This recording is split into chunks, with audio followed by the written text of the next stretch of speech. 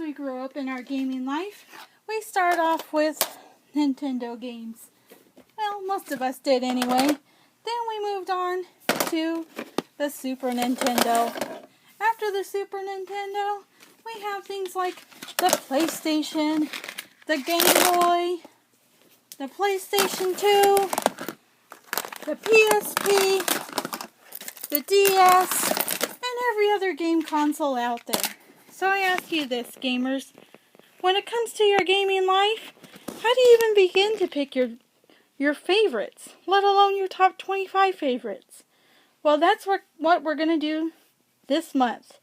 As I'm going to take you on a journey, and you'll be able to discover my top 25 video games.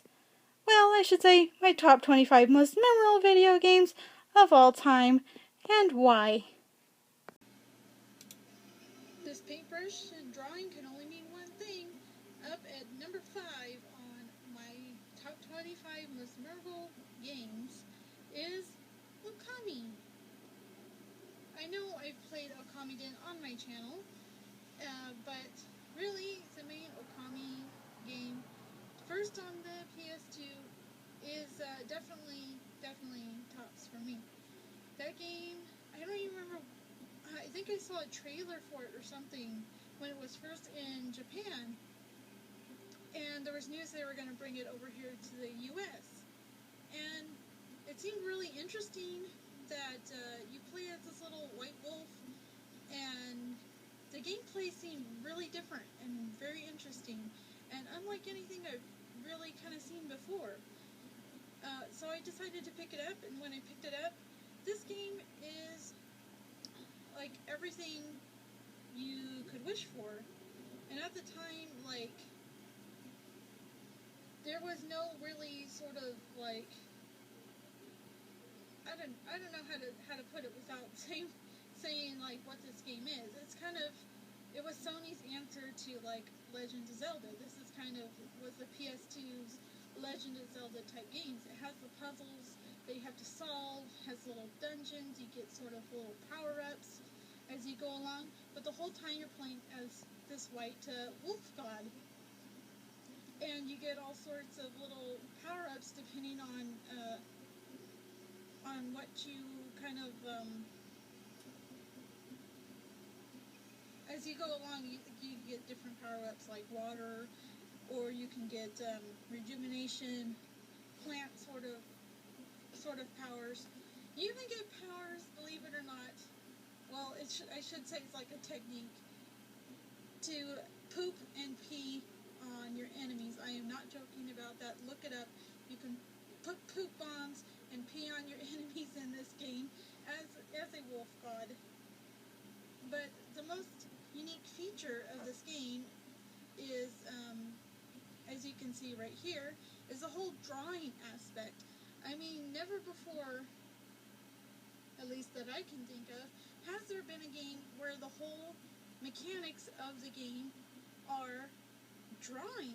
And this was, remember, a PS2 game, so you have to use the PS2 controller in order to draw on the screen. So that's why I think this ported over, well, Okami Den, I should say, was like the perfect match to put on the DS, because that whole system uses like the stylus and drawing and things like that.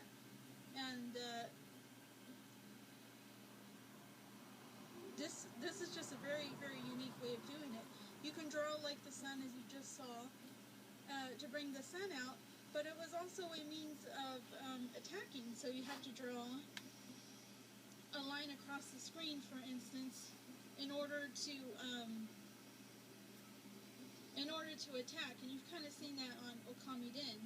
And while we're on the subject of Okami Den, that was kind of like the sequel-ish to Okami, but we could have really used like a big, huge sequel of Okami. I would definitely be all for that. I would fund part of it if I could, because this game series is so, I would say unloved, but a lot of people, like myself, love this game. It's awesome, but I think it kind of gets pushed under the rug a little bit, which is sad because this is an amazing game.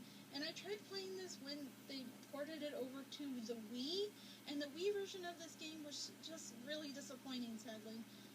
But the PS2 version was awesome, and even the 3DS of Okami, or I should say DS, I think it was a DS title, was pretty good. Because, like I said, you make use of the drawing aspect on the screen.